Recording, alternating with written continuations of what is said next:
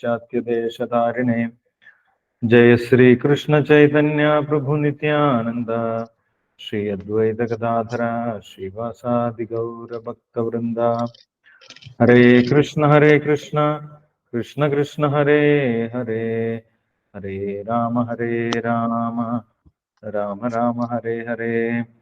ओम नमो भगवते वासुदेवाय। ओम नमो भगवते वासुदेवाय। ओम नमो भगवते വാസുദേവായ. ഹരേ കൃഷ്ണ. എല്ലാവർക്കും സ്വാഗതം. നമ്മൾ വായിക്കുന്നത് ഭഗവത്ഗീത യഥാരൂപം ഇസ്കോൺ സ്ഥാപകാചാര്യൻ കൃഷ്ണകൃപാമൂർത്തി AC ഭക്തിവേദാന്ത സ്വാമി ശ്രീല പ്രഭുപാദ വിവർത്തനവും ഭാവാർത്ഥവും നൽകിയിട്ടുള്ള ഭഗവത്ഗീത യഥാരൂപമാണ് നമ്മൾ വായിക്കുന്നത്.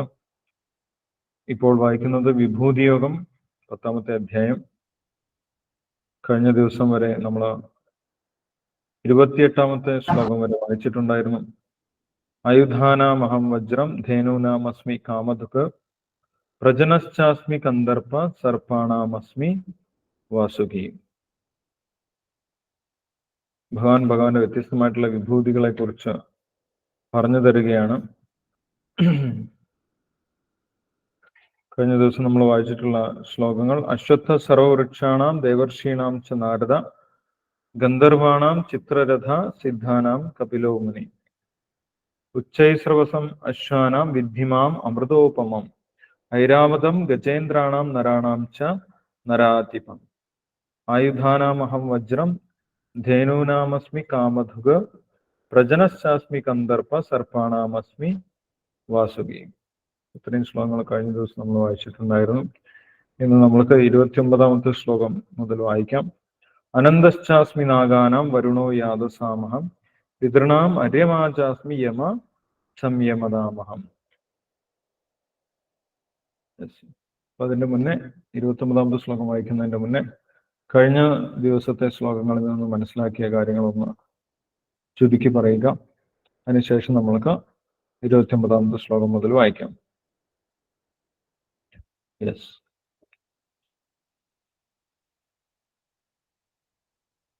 ആരാ പറയുന്നത്?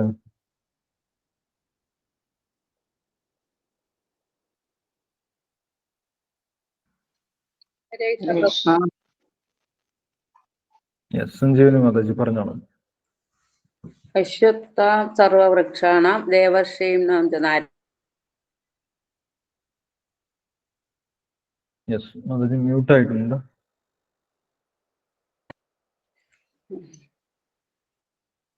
ഗന്ധർവാണാം ചിത്രരഥ സിദ്ധാനാം കപിലോ മുനി. ഹരേ കൃഷ്ണ. ഭാരതത്തിൽ ഹരേ കൃഷ്ണ പ്രഭു കേൾക്കണില്ല? കേൾക്കാം, പറഞ്ഞോളൂ മാതാജി. ഭാരതത്തിൽ പണ്ട് മുതല് ആൽവൃക്ഷത്തിനെ പൂജിക്കുന്ന പതിവുണ്ട് ഭാരതത്തിന്. ഹരേ കൃഷ്ണ.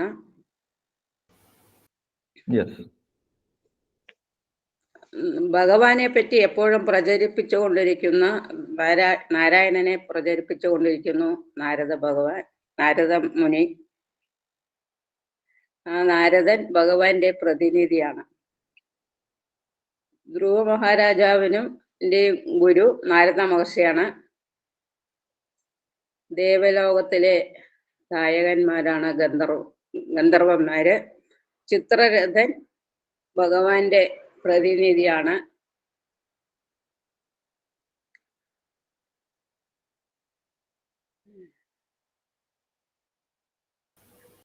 ഹരേ കൃഷ്ണ പ്രഭു. ഹരേ കൃഷ്ണ. Thank you Sanjeevani Mataji. ഹരേ കൃഷ്ണ. മാതാജി പറഞ്ഞത് 26ാമത്തെ ശ്ലോകത്തിനെ കുറിച്ചാണ്. അശ്വത്ഥ സർവവൃക്ഷാണാം ദേവർഷീണാം ച നാരദ ഗന്ധർവാണാം ചിത്രരഥ സിദ്ധാനാം കപിലോ മുനി. 26ാമത്തെ ശ്ലോകത്തിൽ പറഞ്ഞിട്ടുള്ള ഭഗവാന്റെ വിഭൂതികളാണ് അശ്വത്ഥം, ആൽവൃക്ഷം, അതേപോലെ നാരദ മഹർഷി, ഭഗവാന്റെ ഉത്തമ ഭക്തനായിട്ടുള്ള നാരദ മഹർഷി, ഗന്ധർവാണാം ചിത്രരഥ, ദേവലോകത്തിലെ ഗായകന്മാരെയാണ് ഗന്ധർവന്മാരെന്ന് പറയുന്നത്. ആ ഗന്ധർവന്മാരിൽ ചിത്രരഥൻ എന്ന് പ്രസിദ്ധനായിട്ടുള്ള ഗന്ധർവൻ ഭഗവാന്റെ വിഭൂതിയാണെന്ന് പറയുന്നു. സിദ്ധാനാം കപിലോ മുനി, കപില ഭഗവാൻ, കപില മഹർഷിയും ഭഗവാന്റെ വിഭൂതിയായിട്ട് പറഞ്ഞിരിക്കുന്നു. യെസ്, വേറെ എന്തൊക്കെ പോയിന്റ്സ് ആണ് പറയാനുള്ളത്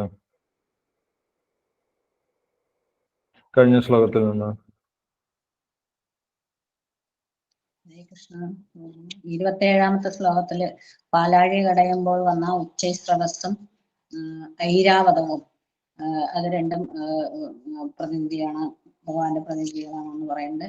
നരാണാംശ നരാധിപം, രാജാവ്, ധർമ്മിഷ്ഠരായ രാജാവ്, അത് ഭഗവാന്റെ പ്രതിനിധിയാണെന്ന് പറഞ്ഞു. പിന്നെ 28ാമത്തെ ശ്ലോകത്തില് ദേവേന്ദ്രന്റെ ആയുധമായ വജ്രായുധം പ്രതീജി മഹർഷിയുടെ എല്ലുകൊണ്ട് നിർമ്മിച്ചതാണ്, അത് ഭഗവാന്റെ ആണെന്ന് പറയുന്നുണ്ട്. പിന്നെ ഭഗവാന്റെ ലോകത്തിലെ സുരഭി പശുക്കൾ ഭഗവാന്റെ പ്രതിനിധികളാണെന്ന് പറഞ്ഞു. പിന്നെ കാമദേവൻ, ഭഗവാന്റെ ഭക്തന്മാരെ ഉത്പാദിപ്പിക്കാനുള്ള കാമം ഭഗവാൻ തന്നെയാണ്. കാമദേവൻ ഭഗവാന്റെ പ്രതിനിധിയാണ്. വാസുകി എന്ന സർപ്പം ഭഗവാന്റെ പ്രതിനിധിയാണ്. പാലാഴി മദനത്തിൽ അതിനെ വാസുകിയെ ഉപയോഗിച്ചിട്ടുണ്ട് എന്ന് പറഞ്ഞിരുന്നു. Hare Krishna. Okay, thank you Geetha Mataji. Hare Krishna. Mataji 2 ശ്ലോകങ്ങൾ പറഞ്ഞു. ഉച്ചൈസ്രവസം അശ്വാനം വിദ്ധിമാം അമൃതോപമം ഐരാവതം ഗജേന്ദ്രാണാം നരാണാം ച നരാധിമം. അമൃതത്തിൽ നിന്ന് ഉണ്ടായിട്ടുള്ള അശ്വം, ഉച്ചൈസ്രവസ് എന്ന് പറഞ്ഞിട്ടുള്ള കുതിര ഭഗവാന്റെ പ്രതിനിധിയാണ്. അതേപോലെ പാലാഴിയിൽ നിന്നുണ്ടായിട്ടുള്ള ഐരാവതം എന്ന് പറഞ്ഞിട്ടുള്ള ആകാശത്ത് പറക്കാൻ സാധിക്കുന്ന ആന, അതും ഭഗവാന്റെ ശക്തിയാണെന്ന് പറയുന്നു. നരാണാംശ നരാധിപം, രാജാക്കന്മാർ, ഭഗവാന്റെ നിർദ്ദേശങ്ങൾ അനുസരിച്ച് പ്രവർത്തിക്കുന്ന ധർമ്മിഷ്ഠരായിട്ടുള്ള രാജാക്കന്മാർ ഭഗവാന്റെ പ്രതിനിധിയാണ് എന്ന് പറഞ്ഞിട്ടുണ്ടായിരുന്നു. 28ാമത്തെ ശ്ലോകത്തിൽ ആയുധാനാമഹം വജ്രം ധേനൂനാമസ്മി കാമധുക്, ആയുധങ്ങളിൽ വെച്ച് ഏറ്റവും ശക്തമായിട്ടുള്ള വജ്രായുധം, പ്രത്യേകമായിട്ടുള്ള ആയുധമാണ് ഇന്ദ്രന്റെ കയ്യിലിരിക്കുന്ന വജ്രായുധം. ധേനൂനാമസ്മി കാമധുക്, പശുക്കളിൽ സുരഭി പശുക്കൾ, ഭഗവാൻ മേച്ചു നടക്കുന്നത് സുരഭി പശുക്കളെയാണെന്ന് ബ്രഹ്മാവ് പറയുന്നുണ്ട് അല്ലെ. ചിന്താമണി പ്രകര സത്മസുകൽപവൃക്ഷ ലക്ഷാവൃതേഷു സുരഭീരഭിപാലയെന്ന്, ഭഗവാൻ പാലിക്കുന്നത് സുരഭി പശുക്കളെയാണ് എന്ന് പറയുന്നു. ആ സുരഭി പശുക്കളും ഭഗവാന്റെ പ്രതിനിധികളാണ് എന്ന് പറയും. പ്രജനശ്ചാസ്മി കന്ദർപ്പ സർപ്പാണാമസ്മി വാസുകി എന്ന് പറയും. കാമദേവൻ, ഭഗവാൻ പറയുന്നുണ്ട് ധർമ്മവിരുദ്ധോ ഭൂതേഷു കാമോസ്മി ഭരതർഷഭ, സന്താനങ്ങൾ ഉൽപ്പാദിപ്പിക്കാനുള്ള കാമവും ഭഗവാൻ തന്നെയാണ് എന്ന് പറയുന്നു. സർപ്പാണാമസ്മി വാസുകി, സർപ്പങ്ങളിൽ ഭഗവാൻ വാസുകിയാണ്. പാലാഴി മദനത്തിന് സഹായിച്ചിട്ടുള്ള വാസുകി സർപ്പവും ഭഗവാന്റെ തന്നെ പ്രതിനിധിയാണെന്ന് പറഞ്ഞിരിക്കും. ഇനി നമുക്ക് 29 മുതൽ 31 വരെയുള്ള 3 ശ്ലോകങ്ങൾ ഇന്ന് വായിക്കാം. അനന്തശ്ചാസ്മി നാഗാനാം വരുണോ യാതസാമഹം പിതൃണാം അര്യമാചാസ്മി യമ സംയമതാമഹം പ്രഹ്ലാദശ്ചാസ്മി ദൈത്യാനാം കാലകലയതാമഹം മൃഗാണാം ച മൃഗേന്ദ്രോഹം വൈനതേയശ്ച പക്ഷിണാം പവനപവതാമസ്മി രാമശസ്ത്രപ്രദാമഹം ശശാണാം മകരശ്ചാസ്മി സ്രോതസാമസ്മി ജാനവി. 3 ശ്ലോകങ്ങളും വിവർത്തനവും ഭാവാർത്ഥവും വായിച്ചോളൂ. അതിനുശേഷം നമുക്ക് ഡിസ്കസ് ചെയ്യാം.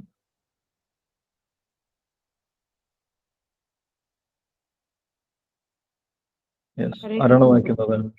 തുളസി മാതാജി വായിച്ചോളൂ. ഹരേ കൃഷ്ണ. പ്രഭുജി 29, 30 അല്ലേ പ്രഭുജി? ഹരേ കൃഷ്ണ. 29, 30, 31. ഹരേ കൃഷ്ണ. ഓം നമോ ഭഗവതേ വാസുദേവായ. ഓം നമോ ഭഗവതേ വാസുദേവായ. ഓം നമോ ഭഗവതേ വാസുദേവായ. അനന്തശ്ചാസ്മി നാഗാനാം വരുണോ യാതസാമഹം പിതൃണാമര്യമാചാസ്മി യമസംയതമാമഹം. അനേകം പണങ്ങളോടുകൂടിയ നാഗങ്ങളിൽ അനന്തനാണ് ഞാൻ. ജലജീവികളിൽ വരുണൻ, പിതൃക്കളിൽ ആര്യമാവ്, ശിക്ഷകരിൽ മൃത്യുദേവതയായ യമനും. 30. പ്രഹ്ലാദശ്ചാസ്മി ദൈത്യാനാം കാലകലയതാമഹം മൃഗണാം ച മൃഗേന്ദ്രോഹം വൈനതേയശ്ച പക്ഷിണാം. ദൈത്യന്മാരിൽ ഞാൻ ഭക്ത പ്രഹ്ലാദനാണ്. കീഴ്പ്പെടുത്തുന്നവയിൽ കാലം, വന്യമൃഗങ്ങളിൽ സിംഹം, പക്ഷികളിൽ ഗരുഡനും. 31. പവന പവതാമസ്മി രാമ ശസ്ത്രഭൃതാമഹം ചഷണാമകരശ്ചാസ്മി സ്രോതസാമസ്മി ജാനവി. ജലജന്തുക്കളിൽ വെച്ച് വലിപ്പം കൂടിയതും മനുഷ്യർക്ക് ആപത്കരവും അത്രേ സ്രാവ്. ഇതും കൃഷ്ണന്റെ പ്രതിനിധി തന്നെ. ഹരേ കൃഷ്ണ പ്രഭുജി. 31 വരെ അല്ലേ? അതെ. താങ്ക് യു തുളസി മാതാജി. ഹരേ കൃഷ്ണ. ഭഗവാൻ പറയുന്നു, അനന്തശ്ചാസ്മി നാഗാനാം.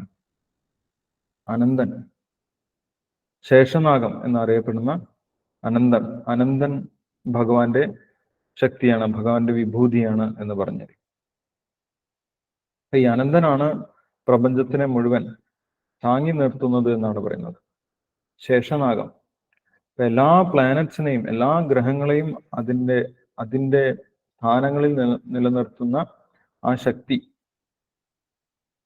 അത് അനന്തന്റെ ശക്തിയാണ് എന്നാണ് പറയുന്നത്. ഗ്രഹങ്ങളെല്ലാം അതിൻ്റെ തന്നെ സ്ഥാനത്ത് നിലനിൽക്കണമെങ്കിൽ, അതിൻ്റെ തന്നെ സഞ്ചാരപാതയിൽ ചുറ്റി സഞ്ചരിക്കണമെങ്കിൽ അനന്തന്റെ ശക്തി ഉണ്ടായിരിക്കണം. അനന്തനാണ് അതിനുള്ള ശക്തി നൽകുന്നത് എന്ന് പറയും. അനന്തശ്ചാസ്മി നാഗാനം എന്നാണ് പറയുന്നത്. ഇപ്പൊ നേരത്തെ പറഞ്ഞു സർപ്പാണമസ്മി വാസുകി എന്ന് പറയുന്നു. സർപ്പങ്ങളിൽ വാസുകിയാണ് എന്ന് പറയുന്നു. നാഗങ്ങളിൽ അനന്തനാണെന്ന് പറയും. അനന്തന് ധാരാളം തലകളുണ്ട്. അതുകൊണ്ടാണ് നാഗം എന്ന് പറഞ്ഞിട്ടുള്ളത്. നാഗം എന്ന് പറഞ്ഞു കഴിഞ്ഞാൽ അനേകം പണങ്ങളുള്ള സർപ്പങ്ങളെയാണ് നാഗങ്ങൾ എന്ന് പറയുന്നത്. ആ നാഗങ്ങളിൽ വെച്ച് ഏറ്റവും ഉന്നതനായിട്ടുള്ള സർപ്പം അനന്തനാണെന്ന് പറയും. ഈ അനന്തൻ യഥാർത്ഥത്തിൽ ബലരാമന്റെ വിസ്തരണമാണ്. ഭഗവാന്റെ ആദ്യത്തെ വിസ്തരണം ബലരാമനിൽ നിന്ന് ആദ്യത്തെ ചതുർവ്യൂഹം സംഘർഷണൻ, പ്രത്യുമ്നൻ, അനിരുദ്ധൻ, വാസുദേവൻ. പിന്നീട് രണ്ടാമത്തെ ചതുർവ്യൂഹം സംഘർഷണൻ, പ്രത്യുമ്നൻ, അനിരുദ്ധൻ, വാസുദേവൻ. ആ സംഘർഷണനിൽ നിന്നാണ് അനന്തൻ ഉണ്ടായിട്ടുള്ളത്. രണ്ടാമത്തെ സംഘർഷണനിൽ നിന്നാണ് അനന്തശേഷം വിസ്തരിച്ചിട്ടുള്ളത്. യഥാർത്ഥത്തിൽ അനന്തൻ ബലരാമന്റെ പ്രതിനിധിയാണ് എന്നാണ് പറയുന്നത്. ബലരാമന്റെ വിസ്തരണമാണ് എന്നാണ് പറയുന്നത്. ആ അനന്തനും ഭഗവാന്റെ വിഭൂതിയാണെന്ന് ഇവിടെ പറഞ്ഞിരിക്കുന്നു. അനന്തശ്ചാസ്മി നാഗാനാം വരുണോ യാദസാമഹം. യാദസ് എന്ന് പറയുന്നത് ജലജീവികളാണ്. ജലത്തിന്റെ ദേവനായിട്ടുള്ള വരുണനാണ് ജലജീവികളിൽ ഭഗവാന്റെ പ്രതിനിധി എന്ന് പറഞ്ഞിരിക്കുന്നു. പിതൃണാം അര്യമാജാസ്മി. പിതൃക്കളിൽ ഭഗവാൻ അര്യമാവാണ് എന്ന് പറഞ്ഞിരിക്കുന്നു. അര്യമാവ്. യമ സംയമതാമഹം. യമധർമ്മരാജാവ്. യമധർമ്മരാജാവിന് ഒരു സമയത്ത് ശാപം ലഭിച്ച് ഭൂമിയിലേക്ക് വിതുരനായിട്ട് ജനിക്കേണ്ട അവസ്ഥ ഉണ്ടായിട്ടുണ്ടായിരുന്നു. ആ സമയത്ത് അര്യമാവിനെയാണ് യമൻ ഡ്യൂട്ടി ഏൽപ്പിച്ചിട്ടുണ്ടായിരുന്നത് എന്ന് പറയും. കാരണം അദ്ദേഹം പിതൃലോകത്തിലെ നേതാവാണ്, അര്യമാവ് എന്ന് പറയുന്നത്. യമ സംയമതാമഹം. ശിക്ഷകരിൽ മൃത്യുദേവനായിട്ടുള്ള യമനും. മൃത്യുദേവനാണ് യമൻ എന്ന് പറഞ്ഞിരിക്കുന്നു. സാധാരണഗതിയിൽ യമകിങ്കരന്മാര് നമ്മളെ കൊണ്ടുപോകുന്നത് യമ സന്നിധാനത്തിലേക്ക്, യമന്റെ രാജധാനിയിലേക്കാണ്. ആ യമന്റെ രാജധാനിക്ക് സംയമനി എന്നാണ് പറയുന്നത് എന്ന് പറയും. സംയമനി എന്നാണ് യമലോകത്തിന്റെ പേര് എന്നാണ് പറയുന്നത്. യമൻ വിവസ്വാന്റെയും സംജ്ഞയുടെയും പുത്രനാണ് എന്നാണ് പറയുന്നത്. വിവസ്വാന്റെയും സംജ്ഞയുടെയും പുത്രനാണ് യമൻ. യമന്റെ സഹോദരിയാണ് യമുന എന്ന് പറയും. യമുന അല്ലെങ്കിൽ യമി എന്നും പേരുണ്ട് യമുനയ്ക്ക്. യമിയുടെ അവതാരമാണ് യഥാർത്ഥത്തിൽ യമുന നദി എന്ന് പറയുന്നത്. കാളിന്തി എന്ന് പറയുന്ന യമുന നദി. ദക്ഷന്റെ 13 മക്കളെയാണ് യമൻ വിവാഹം കഴിച്ചത് എന്ന് പറയുന്നുണ്ട്. യമന്റെ പുത്രന്മാരാണ് അഷ്ടവസുക്കൾ എന്നുള്ള കാര്യം പറയുന്നുണ്ട്. യമലോകത്തിന്റെ പേര് സംയമനി എന്നാണെന്നും പറയുന്നുണ്ട്. ആ യമധർമ്മ രാജാവ് മൃത്യുദേവൻ ഭഗവാൻ തന്നെയാണ്, അല്ലെങ്കിൽ ഭഗവാന്റെ പ്രതിനിധിയാണ്. ഭഗവാൻ മറ്റൊരു സ്ഥലത്ത് പറയുന്നുണ്ട്, മൃത്യു സർവഹരശ്ചാഹം. ഞാൻ മൃത്യുദേവനാണ്, എല്ലാത്തിനെയും നശിപ്പിക്കുന്ന മൃത്യു ഞാൻ തന്നെയാണ് എന്ന് ഭഗവാൻ പറയുന്നുണ്ട്. ഇവിടെ ഭഗവാൻ പറയുന്നു ഞാൻ യമരാജാവാണ് എന്നുള്ള കാര്യം. ഇതെല്ലാം ഭഗവാന്റെ വ്യത്യസ്തമായിട്ടുള്ള ശക്തിവിശേഷങ്ങളാണ്, അല്ലെങ്കിൽ വിഭൂതികളാണ്. ഇനി 30ാമത്തെ ശ്ലോകത്തിൽ പറയുന്നു, പ്രഹ്ലാദശ്ചാസ്മി ദൈത്യാനാം കാലകലയതാമഹം മൃഗാണാം ച മൃഗേന്ദ്രോഹം വൈനതയശ്ച പക്ഷിണാം. പ്രഹ്ലാദൻ, ഭക്തപ്രഹ്ലാദൻ ഭഗവാന്റെ തന്നെ പ്രതിനിധിയാണ് എന്ന് പറഞ്ഞിരിക്കും. എല്ലാ വിപരീത അവസരങ്ങളിലും സ്മരണം കൊണ്ട് മാത്രം ഭഗവാനെ സാക്ഷാത്കരിച്ചിട്ടുള്ള വ്യക്തിയാണ് പ്രഹ്ലാദൻ. 12 മഹാജനങ്ങളിൽ ഒരു മഹാജനം ആണ് പ്രഹ്ലാദൻ. ഭഗവാനെ കുറിച്ച് ഉള്ള രഹസ്യങ്ങൾ അറിയുന്ന 12 മഹാജനങ്ങളിൽ ഒരു വ്യക്തിയാണ് പ്രഹ്ലാദൻ. പ്രഹ്ലാദശ്ചാസ്മി ദൈത്യാനാം കാലകലയതാമഹം എന്ന് പറയും. കാലം, സമയം ഭഗവാന്റെ പ്രതിനിധിയാണ്. സമയത്തിന് ഏറ്റവും പ്രാധാന്യമുണ്ട്. കാരണം എന്താണ്? സമയം ഭഗവാന്റെ പ്രതിനിധിയാണ്. സമയം നമ്മൾക്ക് മുന്നോട്ട് പോയി കഴിഞ്ഞാൽ പിന്നെ നമ്മുടെ നിയന്ത്രണത്തിൽ തിരിച്ചു കൊണ്ടുവരാൻ സാധിക്കില്ല. അത്രയും ശക്തമാണ് കാലം. കാലം എല്ലാറ്റിനെയും മാറ്റിമറിക്കുമെന്ന് പറയും. എല്ലാറ്റിനെയും നശിപ്പിക്കാനും എല്ലാ സാഹചര്യങ്ങളെയും മാറ്റിമറിക്കാനുമുള്ള ശക്തി കാലത്തിനുണ്ട്, അല്ലെങ്കിൽ സമയത്തിനുണ്ട് എന്ന് പറയും. നമ്മൾ ഇപ്പോൾ കാണുന്ന സാഹചര്യമായിരിക്കില്ല കുറച്ചു കഴിഞ്ഞാൽ ഉണ്ടാവുന്നത്. ആ സാഹചര്യത്തിന് ആരാണ് മാറ്റുന്നത്? കാലം, ഭഗവാന്റെ കാലശക്തിയാണ് മാറ്റുന്നത് എന്ന് പറയും. കാലകലയതാമഹം എന്ന് ഭഗവാൻ പറഞ്ഞിരിക്കുന്നു. ആ സമയം, ടൈം എന്ന് പറയുന്നത് ഭഗവാൻ തന്നെയാണ് എന്ന് പറയും. മൃഗാണാംച മൃഗേന്ദ്രോഹം എന്ന് പറയും. മൃഗങ്ങളിൽ ഏറ്റവും ശക്തനായിട്ടുള്ള മൃഗരാജാവായിട്ട് അറിയപ്പെടുന്ന സിംഹവും ഭഗവാന്റെ പ്രതിനിധിയാണെന്ന് പറയുന്നു. ഇപ്പൊ നമ്മളൊരു മൃഗശാലയിൽ പോവുകയാണെങ്കിൽ പോലും നമ്മൾക്ക് ഭഗവാനെ ഓർക്കാൻ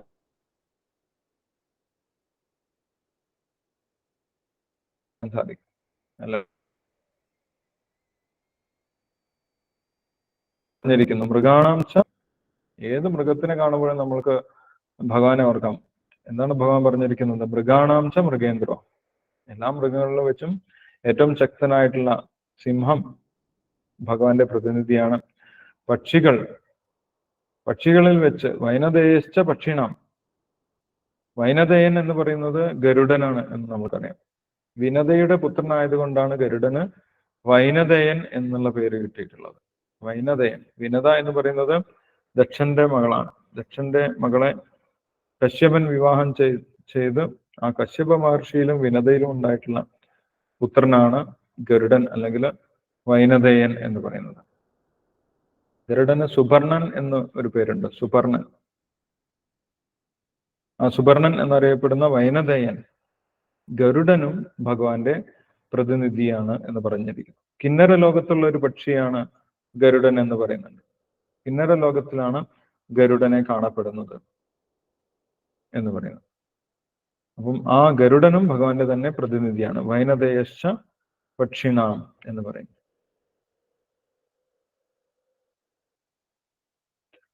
പവതാമസ്മി രാമശസ്ത്രഭൃതാമഹം ചഷാണാം മകരശ്ചാസ്മി സ്രോതസാമസ്മി ജാനവി. ശുദ്ധീകരിക്കുന്ന വസ്തുക്കളിൽ ഭഗവാൻ വായു ആണ് എന്ന് പറയും. വായുവിനെ ശുദ്ധീകരിക്കാനുള്ള ശക്തിയുണ്ട് എന്ന് പറയും അല്ലെ. സ്വർണമൊക്കെ ശുദ്ധീകരിക്കുന്നത് അഗ്നിയുടെയും വായുവിന്റെയും സഹായത്തോട് കൂടിയിട്ടാണ്. അവര് അഗ്നി കൊണ്ട് ചൂടാക്കുകയും വായു ഉപയോഗിക്കുകയും ചെയ്തിട്ടാണ് സ്വർണത്തിനെയൊക്കെ ശുദ്ധീകരിക്കുന്നത്. ശുദ്ധീകരിക്കുന്ന വസ്തുക്കളിൽ വായു, പവനൻ ഭഗവാന്റെ തന്നെ ശക്തിയാണെന്ന് പറയുന്നു. ഗുരുവും വായും, ഗുരു പവനേശ്വരൻ എന്നാണ് ഗുരുവായൂരപ്പൻ അറിയപ്പെടുന്നത്. അപ്പം അതിൽ പറഞ്ഞിട്ടുള്ള ഗുരുവും വായും ഭഗവാന്റെ പ്രതിനിധിയാണെന്ന് ഇവിടെ നേരത്തെ പറഞ്ഞിട്ടുണ്ട് അല്ലെ. ഗുരു ബൃഹസ്പതിയും ഭഗവാന്റെ പ്രതിനിധിയാണ്, വായുവും ഭഗവാന്റെ തന്നെ പ്രതിനിധിയാണെന്ന് പറഞ്ഞിരിക്കുന്നു. പവതാമസ്മി രാമശസ്ത്രഭൃതാമഹം. രാമൻ, ശ്രീരാമചന്ദ്ര ഭഗവാനും ഭഗവാന്റെ പ്രതിനിധിയാണ്. ആരിൽ? ശസ്ത്രഭൃതാം, ആയുധധാരികളിൽ ഭഗവാൻ രാമനാണ് എന്ന് പറഞ്ഞിരിക്കുന്നു. ചഷാണാം മകരശ്ചാസ്മി, മത്സ്യങ്ങൾ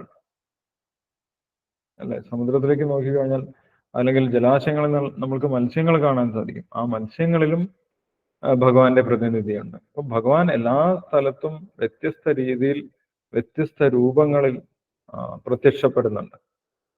വിഭൂതികളായിട്ടും അവതാരങ്ങളായിട്ടും. ഭഗവാൻ യഥാർത്ഥത്തിൽ മനുഷ്യന്മാരുടെ ഇടയിൽ മാത്രമല്ല അവതരിക്കുന്നത് എന്ന് ഭാഗവതത്തിൽ പറയുന്നുണ്ട്. എല്ലാ ജീവജാലങ്ങളുടെയും ഇടയിൽ ഭഗവാൻ വ്യത്യസ്ത രൂപങ്ങളിൽ അവതരിക്കുന്നുണ്ട് എന്ന് ഭാഗവതത്തിൽ പറയുന്നു. അത് നമുക്ക് ഇവിടെ കാണാൻ സാധിക്കും. പക്ഷികളിൽ ഭഗവാന്റെ പ്രതിനിധിയായിട്ട് ഗരുഡനെ കാണാൻ സാധിക്കും. അതേപോലെ മൃഗങ്ങളുടെ ഇടയിൽ സിംഹമായിട്ട് കാണാൻ സാധിക്കും. ഇപ്പൊ ഇവിടെ മത്സ്യങ്ങളുടെ ഇടയിലും ഭഗവാൻ പറയുന്നു ചഷാണാം മകരശ്ചാസ്മി. മത്സ്യങ്ങളുടെ ഇടയിൽ സ്രാവായിട്ട് ഭഗവാനെ നമ്മൾക്ക് ദർശിക്കാൻ സാധിക്കും. ചഷാണാം മകരശ്ചാസ്മി സ്രോതസാമസ്മി ജാനവി. സ്രോതസ്സുകളിൽ ഒഴുകുന്ന ജലങ്ങളിൽ വെച്ചിട്ട് ഗംഗാനദി, ജാനവി എന്ന് പറയുന്നത് ഗംഗയാണ്. യഥാർത്ഥത്തിൽ ഈ ഗംഗാനദി വന്നിട്ടുള്ളത് കാരണസമുദ്രത്തിൽ നിന്നാണ്. ഈ പ്രപഞ്ചം മുഴുവൻ നിലനിൽക്കുന്നത് കാരണസമുദ്രത്തിലാണ്. ആ കാരണസമുദ്രത്തിൽ നിന്നുള്ള ജലമാണ് ഗംഗാനദിയായിട്ട് നമ്മുടെ ഈ പ്രപഞ്ചത്തിലേക്ക് വന്നിട്ടുള്ളത്. ഭഗവാൻ വാമനമൂർത്തിയായിട്ട് അവതരിച്ച സമയത്താണ് ഈ പ്രപഞ്ചത്തിന്റെ പുറന്തോട് പൊട്ടിപ്പോയത്, അല്ലെ? വാമനമൂർത്തിക്ക് മറ്റൊരു പേരും കൂടി ഉണ്ട്, ത്രിവിക്രമൻ അല്ലെങ്കിൽ ഉരുക്രമൻ എന്ന് പറയും. ഭഗവാൻ 3 അടി വെച്ച് അളന്ന സമയത്ത്, ഭഗവാന്റെ കാല് പൊക്കിയ സമയത്ത് ഈ പ്രപഞ്ചത്തിന്റെ പാളിയിൽ നഖം കൊണ്ടു എന്നാണ് പറയുന്നത്. അങ്ങനെ ഈ പ്രപഞ്ചത്തിന്റെ തോടിന് ഒരു വിള്ളലുണ്ടായി. പുറത്തെന്താണുള്ളത്? പുറത്ത് കാരണസമുദ്രമാണ്. ആ സമുദ്രത്തിൽ നിന്ന് കുറച്ച് തുള്ളി ജലം ഭഗവാന്റെ പാദങ്ങളിലൂടെ ഈ പ്രപഞ്ചത്തിലേക്ക് പ്രവേശിക്കുകയാണ് ചെയ്തത്. അങ്ങനെ പ്രപഞ്ചത്തിലേക്ക് പ്രവേശിച്ച ഗംഗ വ്യത്യസ്ത ലോകങ്ങളിലൂടെ ഒഴുകി താഴത്ത് സ്വർഗലോകം വരെ എത്തി. ബ്രഹ്മലോകം മുതൽ താഴോട്ട് ഒഴുകി അവസാനം സ്വർഗീയ ലോകങ്ങളിലെത്തി. സ്വർഗലോകത്തു നിന്ന് താഴോട്ട് വരാൻ ഗംഗാദേവി സമ്മതിച്ചിട്ടുണ്ടായിരുന്നില്ല. പക്ഷെ ഭഗീരഥൻ എന്ന് പറഞ്ഞിട്ടുള്ള മഹർഷിയുടെ പ്രയത്നം കൊണ്ടും തപസ്സുകൊണ്ടും ഗംഗാദേവി അവസാനം ഭൂമണ്ഡലത്തിലേക്കും ഇറങ്ങി വന്നു എന്നാണ് പറയുന്നത്. മേരുപർവ്വതത്തിലൂടെ ആ ഗംഗാദേവി താഴോട്ട് ഭൂമിയിലേക്കും ഇറങ്ങി വന്നു എന്ന് പറയും. ഈ ഭൂലോകത്തിലുള്ള ജനങ്ങളുടെ പാപം ഇല്ലാതാക്കാൻ വേണ്ടിയിട്ട്. എന്തുകൊണ്ടാണ് ഗംഗാദേവിക്ക് പാപം ഇല്ലാതാക്കാനുള്ള കഴിവ് കിട്ടിയത്? അത് ഭഗവാന്റെ പാദസ്പർശം ഏറ്റിട്ടുള്ള ജലമാണ്. ഭഗവാന്റെ പാദത്തിൽ നിന്ന് ഒഴുകി വരുന്നത് കൊണ്ടാണ് ഗംഗാദേവിക്ക് എല്ലാവരുടെയും പാപത്തിനെ ഇല്ലാതാക്കാൻ സാധിക്കുന്നത് എന്ന് പറയും. അങ്ങനെയുള്ള ആ ഭഗീരഥന്റെ പ്രയത്നം കൊണ്ട് ഗംഗാദേവി ഭൂമിയിലേക്ക് വന്നതുകൊണ്ട് ഗംഗാദേവിയെ ഭാഗീരഥി എന്നും വിളിക്കുന്നുണ്ട്. ഇവിടെ ഭഗവാൻ വിളിച്ചിട്ടുള്ളത് എന്താണ്? സ്രോതസാമസ്മി ജാനവി എന്നാണ്. ആ ഗംഗാദേവി ഭൂമിയിലേക്ക് ഒഴുകി വന്ന സമയത്ത് അതിന്റെ ഒഴുക്കിന്റെ ശക്തി കൊണ്ട് ജാനു മഹർഷി എന്നുള്ള ഒരു മഹർഷി തപസ് ചെയ്യുന്നുണ്ടായിരുന്നു. അദ്ദേഹത്തിന്റെ ആശ്രമത്തിന്റെ അടുത്തുകൂടിയാണ് ഈ ഗംഗാനദി ഒഴുകിപ്പോയത്. അപ്പോൾ ആ ഒഴുക്കിന്റെ ശക്തി കൊണ്ട് ആശ്രമവും എല്ലാം ഒഴുകിപ്പോയി. കണ്ണു തുറന്നു നോക്കിയപ്പോൾ ജാനു മഹർഷി കണ്ണു തുറന്നു നോക്കിയ സമയത്ത് ആശ്രമമൊന്നും കാണുന്നില്ല. ജാനു മഹർഷിയും വളരെ ശക്തനായിട്ടുള്ള ഒരു താപസനായിരുന്നു. അദ്ദേഹം ഈ ഗംഗാ നദിയെ മുഴുവൻ എടുത്തു വിഴുങ്ങി വയറ്റിലാക്കി അടച്ചു വെച്ചു എന്നാണ് പറയുന്നത്.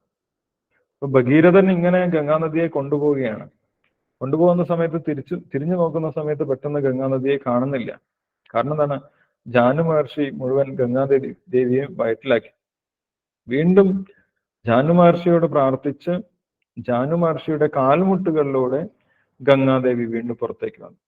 അങ്ങനെ ജാനു മഹർഷിയിൽ നിന്ന് പുറത്തേക്ക് വന്നതുകൊണ്ടാണ് ഗംഗാദേവിക്ക് ജാനവി എന്നുള്ള പേര് ലഭിച്ചിട്ടുള്ളത് എന്ന് പറയുന്നു. അപ്പൊ ആ ഗംഗാദേവിയും ഭഗവാന്റെ തന്നെ പ്രതിനിധിയാണ്. കാരണം ഗംഗാദേവിക്ക് പാപങ്ങളെ ഇല്ലാതാക്കാനുള്ള കഴിവുണ്ട്. ഈ ഭഗവത്ഗീതയെയും ഗംഗാജലത്തിനോട് ഉപമിക്കാറുണ്ട്. ഗീത ഗംഗോദകം പീത്വ പുനർജന്മന വിദ്യത എന്ന് പറയുന്നു. ഗീതയിലെ വരികളും എന്ത് തന്നെയാണ്? നദിയെ പോലെ തന്നെയാണ്. ഗംഗയിൽ കുളിച്ചവർക്കും ഗീത പഠിച്ചവർക്കും പുനർജന്മമില്ല എന്നാണ് പറയുന്നത്. ദിവസവും ഭഗവത്ഗീത വായിക്കുന്നവർക്ക് പുനർജന്മം ഉണ്ടാവുകയില്ല എന്ന് പറയുന്നുണ്ട്. ഗീതാധ്യയനശീലസ്യ പ്രാണായാമ പരസ്യച നൈവസന്ധിഹി പാപാനി പൂർവജന്മ കൃതാനിച്ച. ദിവസവും ഭഗവത്ഗീത പഠിക്കുന്നവർക്ക് പൂർവജന്മത്തിലെ പാപങ്ങൾ അനുഭവിക്കേണ്ട ആവശ്യമില്ല എന്ന് ഗീതാ മഹാത്മ്യത്തിൽ പറയുന്നുണ്ട്. കാരണം എന്താണ്? ഇത് ഗംഗാനദി പോലെ നമ്മളെ ശുദ്ധീകരിക്കുന്നതാണ്. അതുകൊണ്ട് ഗംഗാനദിയിൽ പോയി സ്നാനം ചെയ്യാൻ സാധിക്കാത്തവർക്ക് പോലും ദിവസം വീട്ടിലിരുന്നിട്ട് ഭഗവത്ഗീത വായിച്ചാൽ മതി എന്നാണ് ഗീതാമാഹാത്മ്യത്തിൽ പറയുന്നത്. അപ്പൊ അങ്ങനെയുള്ള ആ ഗംഗാദേവി അല്ലെങ്കിൽ ജാനവി ദേവിയും ഭഗവാന്റെ പ്രതിനിധിയാണെന്നിവിടെ പറയുന്നു. ഭവനപവതാമസ്മി രാമശസ്ത്രഭൃതാമഹം ചഷാണാം മകരശ്ചാസ്മി സ്രോതസാമസ്മി ജാനവി എന്ന് പറഞ്ഞിരിക്കും. Okay, yes. അപ്പൊ ഇത്രയും വായിച്ചതിൽ എന്തെങ്കിലും സംശയങ്ങൾ ഉണ്ടെങ്കിൽ നമുക്ക് ഡിസ്കസ് ചെയ്യാം. അടുത്ത ശ്ലോകം നമുക്ക് അടുത്ത ദിവസം വായിക്കാം.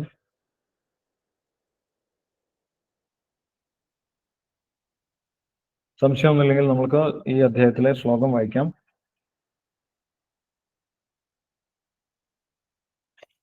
ആരാണ് വായിക്കുന്നത്, ശ്ലോകം വായിക്കുന്നത്? ഹരേ കൃഷ്ണ പ്രഭുജി. യെസ്, അജിത് പ്രഭുജി വായിച്ചോളൂ.